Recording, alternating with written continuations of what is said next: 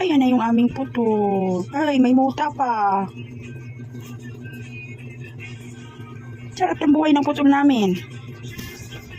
May galis. Ayan, diba? Mabait yung putol namin na yan. Sa CR yan nagpupupo. Aba, papikit-pikit pa. Aba, pagindat-kindat pa. Ayan, sa CR nagpupupo. Hindi pasaway. Kaso lang, walang buntot. Oh, ganyan kalambing si putput namin. Oh, pag umupo yan, parang palaka. O, diba? Kala mo, baby. May muta. May muta. May muta.